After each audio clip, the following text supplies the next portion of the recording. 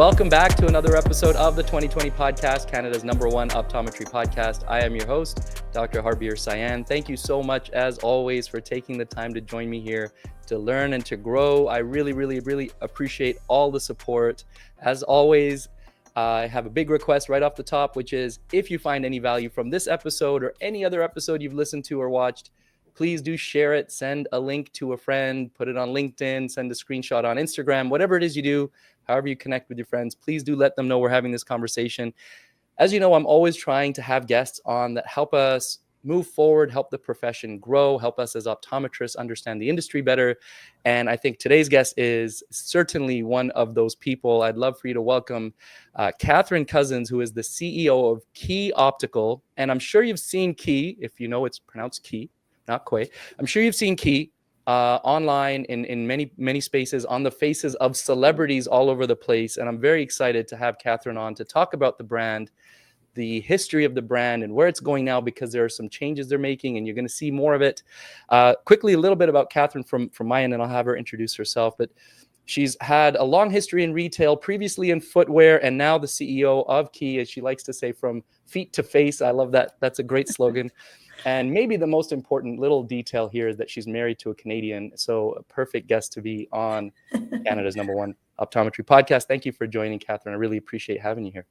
Thank you so much for having me. It's a privilege and an honor, and I'm so happy to be speaking to folks in Canada. Awesome. Thank you. Really amazing. I love this podcast. You know, one of the things, actually, the way it started is really more entrepreneurship type conversations. And then over time, naturally, it sort of evolved into just more of a particularly optometry discussion type podcast. So anytime I get to have, somebody like yourself to talk a bit more business, entrepreneurship, leadership, those types of conversations, I really love that. And how somebody in your position navigates a big brand in this space. So I'd love to dive into that. But before we do, why don't you give us, if you don't mind, a little bit of an introduction about yourself, who you are, where you are, because I know the where part changes quite a bit. It does change quite a bit. So I'm Katherine Cousins. I have been in consumer and retail for over 20 years. But as you said, I spent most of my time in the footwear space with brands, well-known brands you might know, like Timberland and Kodiak, Terra, Work Authority, as well as Sperry, Hush Puppies, and Keds. So lots of footwear, lots of the time for me. And I had the opportunity to move to QUAY about a year ago. It's been amazing. It's a disruptive, upstart, creative brand. It's much smaller than the brands that I'd worked on previously, but it makes it so nimble and fun. And I've been having a great time with a great team. QUAY itself as a brand was born in Australia, but it's been raised in California. So I spend half my time in California, in San Francisco, mostly, and LA. And then I spend about half my time at home on the weekend with my family, who are in Boston, Massachusetts. Oh, wow. That's a lot of travel, a lot of back and forth. Yes. As I was telling you offline, I went to school in Boston, so love it there. I miss it, and I'm excited to go back soon to visit there as well. So, lots of good times out there as well. But being on the West Coast, I can kind of resonate a bit more with the San Francisco and LA and all of that. Do you spend much time in Australia, since the brand is originally from there? I haven't yet gone out to Australia, but I look forward to. I've been personally for vacation and whatnot, but it is a beautiful country, and we have a really good, strong sun business. We're just starting to grow our optical business as part of our overall optical relaunch, and there is a tremendous opportunity in Australia for the QUAY brand to take this initiative into optical and not just sun. I would love to go through the journey of QUAY, the origins from however many years back, if you let us know when it started and how it grew at that time, and now the pivot and the relaunch and all of that. Before I dive into that, one thing I found, just kind of getting more ingrained in the optical industry and learning sort of some of the behind the scenes, it's interesting. A lot of optical brands, especially sort of the direct-to-consumer brands, pop up in Australia. I've seen a few of them anyways, QUAY, of course, being one of them. Oscar Wiley, Bailey Nelson. There's a few like that have kind of popped up, which I found, or is it Ollie Quinn, one of them, or all of them. It's very interesting. There seems to be like a really strong optical culture out there where people are the entrepreneurship in the optical space is significant. I think that's right. It's certainly been my observation as well. There's a strong culture around eye protection, especially around sun. The Australian government does a lot of really good education around I protecting see. your eyes and eye health. So I think within the broader culture, there is a real commitment and a real understanding of how important it is to protect your eyes and keep your eyes healthy, for the health and wellness of your life overall. Right. Yeah. I guess that would explain it. If the government, if they have that culture and the government is pushing that eye safety, eye health, then Mhm. certainly there's going to be more focus on that. All right. Let's talk more about QUAY. So do you remember when was QUAY originally launched? How was it launched? What was the initial sort of premise of the brand, the culture of the brand? Yeah, so QUAY was born in Melbourne actually in 2004. And so it really got going during the vibrant music festival scene. So a Mm, couple who launched the brand was really inspired by music and fashion and launched QUAY, as I said, in 2004. Came to the US in about 2009 and quickly got taken up in terms of following by social influencers, by media influenced, by fashion, music stars. They found us online and they really took us and sort of went with it. And so over time, we grew and grew, but it was a very organic sort of adoption, basically based on the style and the quality of the product that got into the social media following. yeah, that was really interesting. I was very intrigued to see that. I didn't realize QUAY had been around quite that long, over 20 years now. We're about 20 years. Yeah. It was about 10 years or maybe a bit more than that ago that I started to notice it on the faces of a lot of big name celebrities as well. I always found that very interesting. I always wondered, how much do they spend to get their glasses on someone's face? Or does it just naturally happen that somebody finds a brand and they resonate with it and they start to wear it? And to hear that kind of that organic growth, that's very cool. It has definitely been a mix of organic and us reaching out to different stars who we're very inspired by, who have an impact, whether it's social media following or music or art or fashion.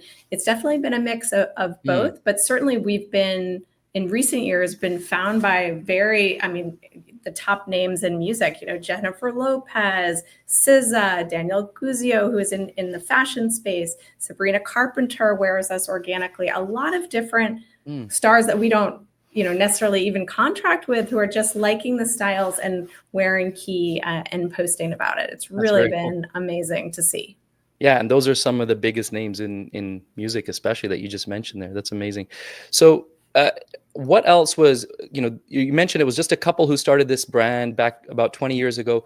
What else were they doing or that you know of to help bring awareness to the brand or to build it up? It's nice that there's some organic, sometimes that can be short-lived, there's a little bit of flash there and, get some sales, but how do you continue to grow that, especially across the world, really, considering it started across on the other side of the world and made its way over to North America? I think their inspiration was music and music festivals. So they were bringing eyewear along with them to sell throughout music festivals to sort of perpetuate their passion for attending music Mm, concerts and performances. And then when they came to the US, they really got in quickly into the social media space and it kind of built from there. It really was very organic, different influencers finding us and then connecting with the brand, and it's just sort of built up from there. yeah, so they were able to leverage social media really well to get their brand awareness. And really, really early, Yeah. 2009, 2010, 2011, they were really starting to build up a social media following. And today we have 1.6 million followers on Instagram, which Wow. for an independent brand is Yeah. really impressive. And then we have 70,000 followers on TikTok. And Wow. you really see a lot of engagement. You see a lot of hashtagging the brand and sort of a lot of user generated content with a tremendous passion for high quality premium designer eyewear that's at an affordable price. And that's the key thing with QUAY is the key thing with QUAY is that it is affordable. So what Yeah. we have seen with our consumers is they like to wardrobe. So they take QUAY, it's affordable, it's fashion forward, it's really high quality, but it's not at a price point where people are worried about losing it, or if they're worried about breaking it, or the kids throwing it out of the car window, or whatever. They can have a couple pairs and then wardrobe depending on their color story or where they're going or their mood. And so QUAY really fits that niche, and I think people have seen that for a long time. Yeah, that's awesome. There's a couple of things there. First of all, the UGC, the user-generated content is incredible. If you have a brand that resonates with people enough that they are willing to post their own pictures of themselves wearing the brand and the product, that tells me that you are really connecting with the user, with the end consumer really well. And I guess that the styling and being able to wear wardrobing, as you said, is a big factor in that. We often, as an optometrist, this will probably lead later into like the optical side of the business as well. But as an optometrist, we're always talking about, you don't have only one pair of shoes, right? You have how many different pairs of shoes? And you, of course, coming from footwear, that conversation will resonate too. But we have so many pairs of shoes for when I'm dressing up, when I'm going to work, when I'm going for a run, when I'm going hiking, when I'm doing this or that. We should, and it's maybe not the cleanest comparison, but at the same time, we should have multiple pairs of glasses, sunglasses, whether it's just for style, whether it's for functionality. I'm reading, or I'm on my computer, or I'm driving. It makes sense that consumers should look at glasses the same way. So it's nice that QUAY has that representation in the in retail. It's so interesting. I'm glad you pointed that out. It's so interesting because eyewear is both a medical need and one of your most visible fashion choices. Mm-hmm. One of the first things you see about someone is what they're wearing in terms of eyewear. It really stands out. It's on their face. And so I totally agree with you. I mean, I don't even want to know. I've only been here a year and I don't even want to know how many pairs of eyewear I have, but it's very similar to footwear. Footwear have a protective quality, whether it's work safety or fashion lifestyle, and you have many different pairs depending on your outfit, the weather, your mood, where you're going, et cetera. And so between sun and optical, you also have to have different pairs. You certainly should. I mean, we're preaching to the choir here. We're speaking to eye care professionals who are listening to this. So I try to preach that to the public as well. But certainly it's good to see a brand is sort of sharing that message anyways with their end consumer. For sure. So again, going back to the origins here, there was a couple that started this company, and still to this day, 20 years later, QUAY is an independent brand. And I think that's amazing that after all of this growth and rebranding and relaunching and everything, that you stay independent, especially in the optical industry. You may have seen there's a lot of amalgamation and private equity and things like that going on behind the scenes. So when we do come across an independent brand that's been around and thriving for this long, it's really cool to see. But how would you say it has impacted the brand itself, QUAY? Why has staying independent been important to QUAY's growth over the years? I think we recognize there's a really big opportunity for independent brands. There's so much consolidation. The big players, we all know who they are. And then there's this, I think it creates a need or a desire for having an upstart, an independent player on your wall. There's just an opportunity. You don't want to only have the big players on your wall. You want to have some variety and some diversity in what you're offering to the end consumer.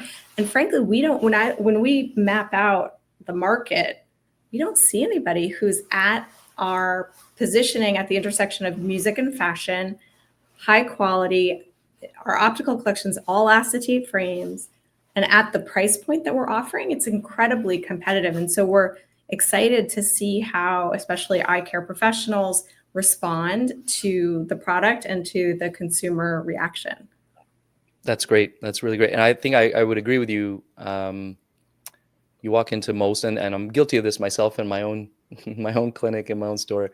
The board is generally filled with a few of the main industry players, and underneath that, each of those banners, there's a bunch of different brands, but they all kind of, as kind of go up to the one or two main players in the industry. So it is nice to be able to tell a different story to the patient at the end of the day. Here's a brand that is from here and it means this, and it was made here, and all these types of things, versus here's another mainstream brand name that you've heard of before. So I would definitely agree with that. So again, is there now today is Key still doing direct to consumer online sales? It is. We are, but just in sun. So we're Just actually, this is an important sort of value proposition that we're offering to the eye care professionals, because that is going to be the primary focus of our optical launch and our optical sales effort is the eye care professionals. So we are not going to sell, we've already stopped selling as of 2 months ago, any optical online. What we do though, is we want to support their sales efforts. So what we're doing is putting the catalog, all the product detailed pages. We're not putting any prices, but we're putting a store locator. So whenever you, as an optician, sign on with us and place your first order, up goes your where to buy locator for opticals. We really want to support. Oh, and we also have this amazing tool called virtual try-on. And I know many different online eyewear brands have it. It's super cool to go in, select your style, see how it looks on your face, maybe select a couple different styles, and then go to your local optician to make the purchase and get it fitted. You know how important it is to fit. I have crooked ears. I love having a perfectly fitted pair of glasses on my face. I want to make sure that it fits well and is straight. So that's, I think that is a very unique service that only the eye care professional can provide. No, absolutely. No, absolutely. That amongst other things, making sure your glasses are fitted well to your face and your own unique facial features is very important. And when it comes to the optics of it all, it's even more important. You know, not just the aesthetic of how the frame looks on your face, but if you have a higher prescription or you have a progressive lens or something, it really has to be measured appropriately. So that's good to know that there's sun available online. There's the ability to browse and try on optical, but eventually leads you to an in-store experience. What was the reason behind that shift? If you don't mind sharing, kind of when did Key decide we need to go brick and mortar, be in stores and wholesale versus direct to consumer, or in addition to direct to consumer, I should say? It's a great question, because I think in the past we did it differently. So in 2021, we were selling it online in addition to our stores, and we sold single vision only, all in pricing, and it didn't really work, because we realized that 85% of our consumers want to purchase in real life. And this is a big once a year often purchase for folks, and they want to make sure it looks right, it fits right, has the right prescription. And so we felt this was a really important IRL, in real life initiative for us to work with the channel where consumers mostly buy their eyewear, which is the eye care professionals. And so partnering with them is super important. And we want to make sure that we're a good partner, providing the great product, but also good service, and making sure that we're marketing the effort as well, so that we can get consumers in their doors. And so we felt like that strategy, more of a B2B strategy, was going to be the best way to grow our optical business. Yeah, makes sense. And I would see that there's a bit of what's the right word? Conflict is maybe a bit too strong of a word, but essentially a bit of a conflict. If let's say if I'm purchasing, I'm selling Key in my store and I see at the same time it's being sold online, me trying to balance how much I'm selling it for with lenses in versus what it's being sold for online, that becomes a bit sticky and tricky for us as the people selling the glasses, and also the customer who's kind of like, well, it was a little cheaper online. You know, what's the reason for that? So makes sense. Well, I'm excited to be able to bring the frames in. How does one do that? Actually, can we share that? Is there information on how we would go about bringing frames into our stores? Absolutely. So wholesale at key.com, and we will get accounts set up. So in terms of Canada specifically, we are serving the Canadian market directly, and we have just a handful of accounts that have signed up so far. We've only started a couple of weeks ago, so we're looking to really grow that and work with buying groups as well as independents, but wholesale at key.com, and that will come straight to us, and we'll get you set up and going. And we have 15 styles and 45 SKUs when you do style times color. And it's a beautiful line. We're adding 10 new styles in September, in multiple colors per style. So we'll end out probably somewhere in the 60 to 65 SKU range to start off. That's And good. I will say that the reaction at Vision East was incredible, and the reaction so far from the accounts that we've sold to it has also been amazing. So That's we're really excellent. excited. Good to hear. And can we also, do you also wholesale the sun, or is it only optical? Also the sun. Okay, Yep. good. Yeah. Good to know. So I wanted to ask you about Vision Expo East. This was that the first show that you had a booth at ever, or in a long time? In a long time. I don't want to say ever because I'm not 100% sure about that, but in a very long time. Key had done some wholesale business in the past and then sort of shut it down, and now we're really bringing it back in a big way. And so we had this incredibly designed booth that the creator was from Arco Santi, which is a place in Arizona. It's a sort of music, amphitheater, art, ecology installation. Wow. That it really reflected not only the design details of the specific eyewear styles, but it amplified our story of style and fashion. Yeah. So, and you'll see that in the creative campaign that we have for spring 25. So anyone who reaches out to us will get a catalog that's beautifully designed and shows off the location and the styles. And it's just, I mean, it was so inspiring. And the booth itself at Vision East was buzzing all day long. That's awesome. People coming in, placing orders, looking at the collection, international from all over the world, because we sell outside of the US and Canada as well. We have 15 markets,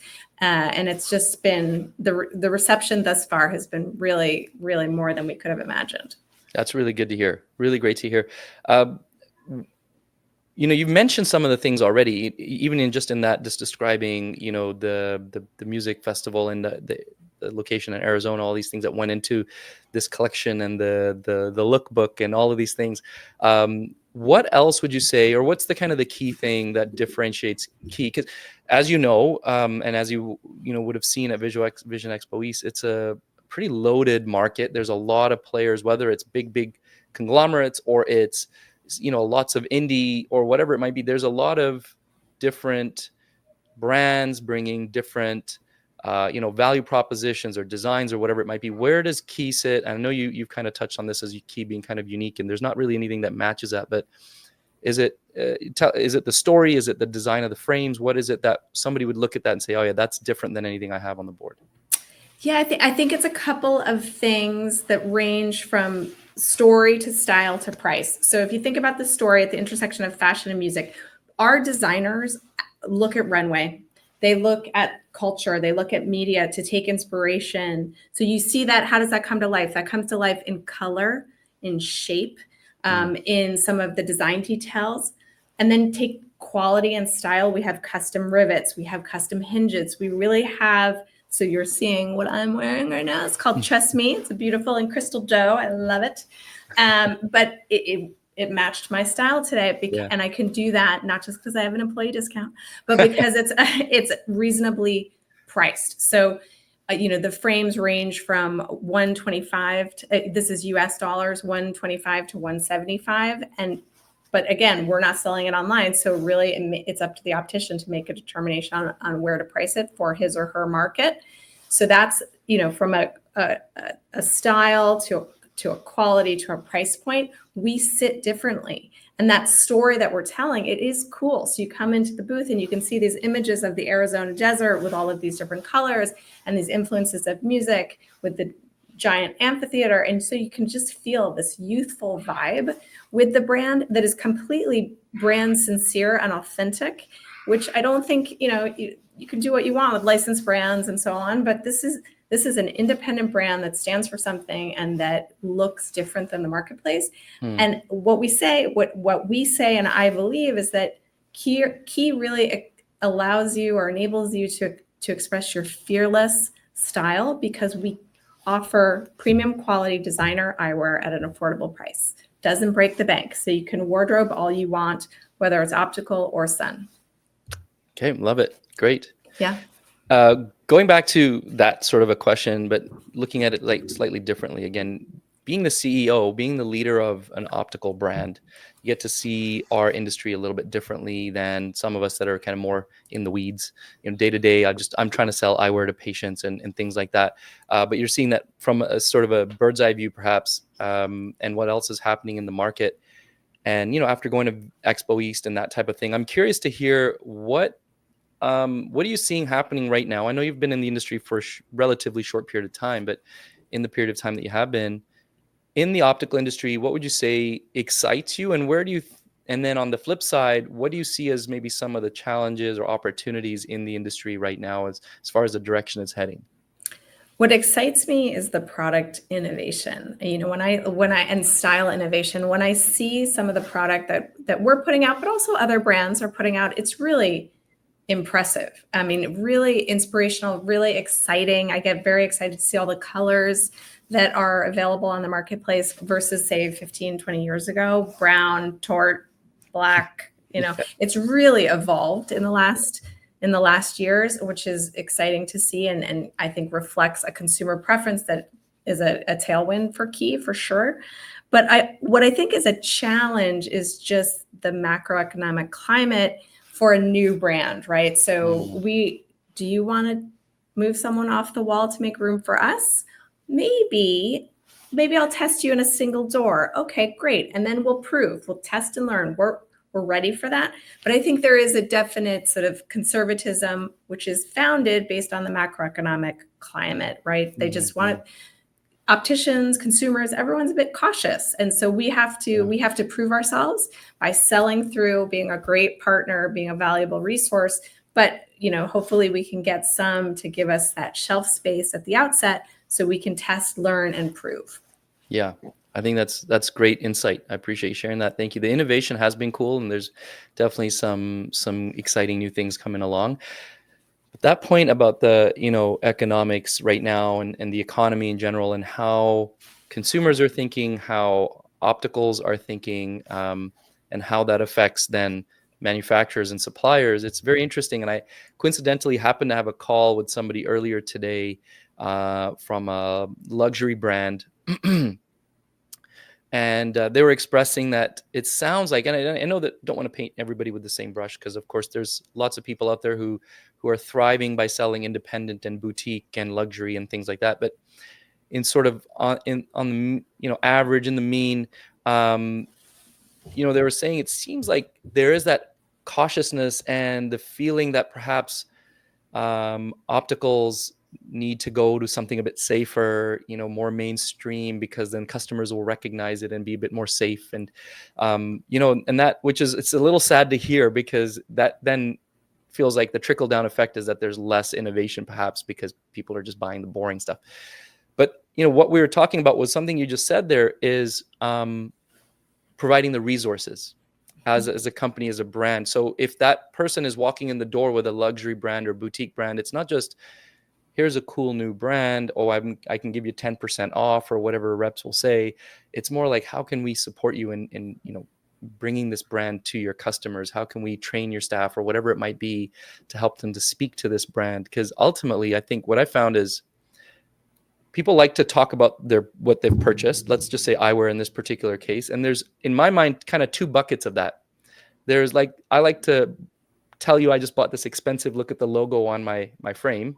And that says one story. But there's, plenty of people out there who like to tell, this has no logo, but let me tell you the story about where this brand came from and who made it, and it's handmade, and in this country, or it comes from this, whatever it might be. There's that portion of the population as well. And I feel like if we can speak to those people, we can continue driving that, that interest in eyewear, which, this loop of it, then there's more innovation, then there's more storytelling, then there's, all of that. So I don't know what your thoughts are on that, but I would assume that second bucket is kind of where you want to be for QUAY as well. For sure. I mean, QUAY is an authentic eyewear brand. We started as an eyewear brand. We didn't start as a boot brand and add eyewear. We started as an eyewear brand, right? And so we're trying to make the best possible product at the right price. But again, it's influenced by that fashion and music and the youthful scene and culture and who's wearing it. And it's just I think it's got a vibe that's very, very different from anything else in the marketplace. And you see that by the adoption of some of the biggest names in fashion and music, and they could buy anything, right? They could buy any brand they wanted to, but they're also buying Key. And so I think that really says something, because we are affordable, and we are, anybody really, a lot of people, very accessible to the broader market. But it's important for us to be trend forward and to stay ahead of that. And so even if you're at an optician and maybe they don't want to go as deep into the crystal dough as they go into the tort, we get it. We're not hard about minimums. We want you to win, because when you win, we can sell more together and we can see more Key in the wild, as my son likes to say.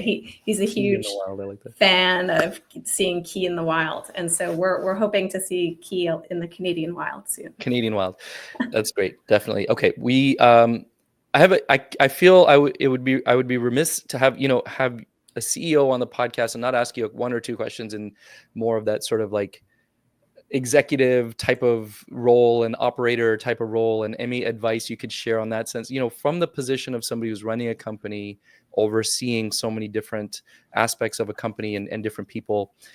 A lot of the people who are listening to this are business owners, whether they're opticians or optometrists. Do you have any advice broadly, what helps to make a good operator?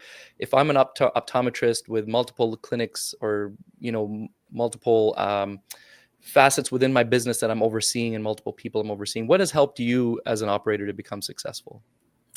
I think the ability to fly at 2 altitudes. You've got to be able to fly the plane at 30,000 feet, but you also have to be able to fly close to the ground and be able to go back and forth. And so that adaptability is really important, because some days you're, figuring out how to ship the quarter and make sure you have the VAS on the orders in order to get them out the door. So, and then some days you're thinking about, what is the 3-year growth trajectory? What is our strategic long-range plan? How do we marshal the resources behind our top initiatives? And how do you get the entire organization to have their fingerprints on it so they feel some buy-in to the strategy? And frankly, so they make the strategy better. Like, the strategy doesn't come from my head, it comes from the team, right? Working together and figuring out that long-range plan. So I think that altitude, I think about that a lot, because I will get into the nitty-gritty of like office layout, where do we put the desks, to how do we really grow? How do we build this brand? One other thing I would say is this notion of leading through leaders. You got to have a great team. Your team is everything. And I'm so lucky. First of all, the team is amazing in terms of their backgrounds in eyewear, in brand development, in PR, you name it. I mean, some of the top brands and experiences in startup and beauty and fashion and eyewear, incredible. DTC leaders as well. But what I would say is, they also were so welcoming to me coming in from the outside and making space for me to contribute and be part of the team. And it's been a really wonderful experience for me. And I think that it's just beginning. I mean, Key is just beginning. That's awesome. Exciting. Very exciting. I appreciate that insight. I know there's going to be some listening who are definitely going to write that down. And if you didn't write it down, rewind it and write it down. Because even for me, I'm just thinking about my practice. Yeah, you often are having to fly at these 2 different altitudes. You don't think about it that way, but it's a nice way to look at it. And to get good at both of those is really important. Okay, we're getting close to wrapping up. There's one little fun, quirky little part that I do at the end of every podcast. You have kids? I do. How old are they? 2 kids, 2 boys. One is just turned 18 and one is 14 and a half. Okay. All right. They're much older than my kids. My kids are still little and they're very much into Disney movies and things like that. So this may not quite click with you, but I want to ask, have you seen the movie Moana? Of course. Oh, you have seen it. Okay, good. Oh, yeah. All right. So there's a part in the movie, there's a character named Maui, and there's a song, You're Welcome, that he sings. And I'm going to make you sing that now. No, I'm just kidding. Oh, God. That's not what we do. You will lose all your listeners. But the fun part of it is, like, the idea of that song is he's kind of saying you're welcome in a, this sort of like egotistical way. I gave you all these wonderful things. All right. So this is your chance to share something really impactful and powerful. I'm going to say thank you, and you'll say you're welcome. So I'm going to give you a moment. I'd love for you to think about one super powerful quote, or maybe something really impactful that you learned that's helped you elevate your career. And then I'd love for you to share that with us. Cool. All Sure. right. So, all right, let's do your welcome. You're welcome. So, Katherine, what's the one thing you'd love to share with us? The one thing I'd love to share is, as a former gymnast, I think about my experience. I did gymnastics for 14 years and I was not very good, but I was very passionate about it. And what I like about it as it relates to business is that you have to be an individual contributor. You've got to go do your event well, but then you also have to contribute to the team, culture, results, et cetera. So I often think about that dichotomy of how can I do my job well with excellence, and how can I also at the same time contribute to the culture of the team? You're Love welcome. Thank you. Thank you. You beat me to it. That's awesome. Yeah. Really great advice. You're a pretty, what's the right word?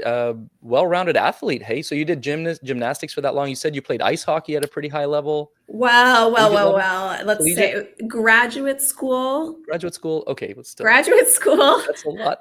all my teammates are like rolling over right now. But it was graduate school with friends. We would play hockey and then Okay, you played drink hockey. beer. You played and ice drink- hockey. You did gymnastics. This is excellent. I was left wing. People call me Scrappy. There you go. You know. Love it.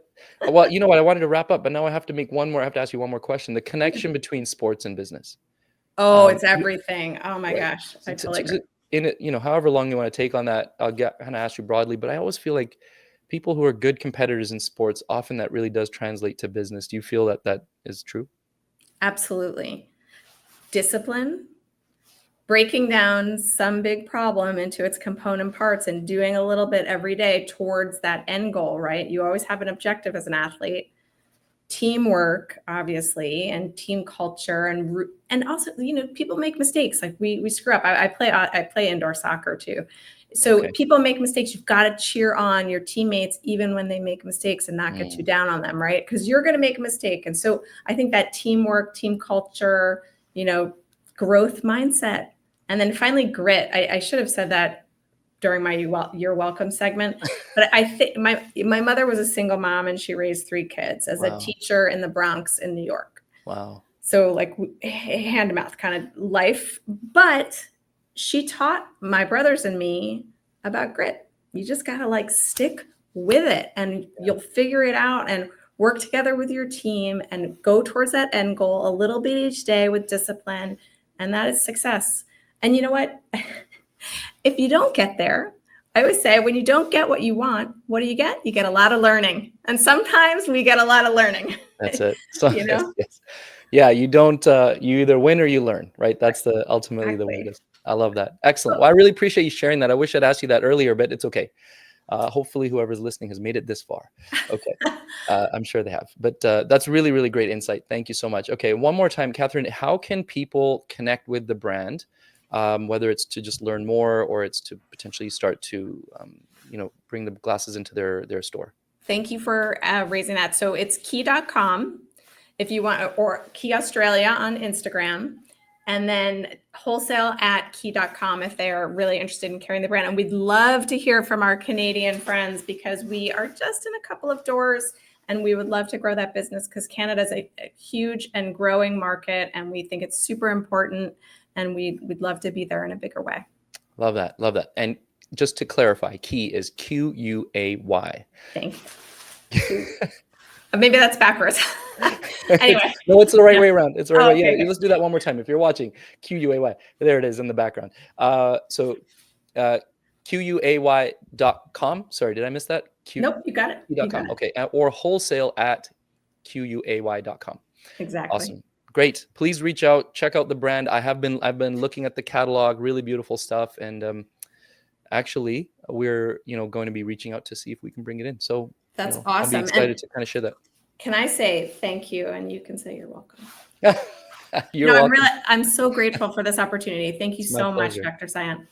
It's my pleasure. My pleasure. It's really great to have this. Like I said, I love having people on who can talk. I know we talked a lot about the brand, obviously, but to have those last few questions were really interesting for me to ask and learn a bit more from you in that regard too. So thanks for sharing all that insight. And we look forward to seeing how the brand grows in North America. Excellent. Thank you so much. Thank you. And thanks to everybody who's listening and watching, as always, to the 2020 podcast, Canada's #1 optometry podcast. I will see you guys in the next episode.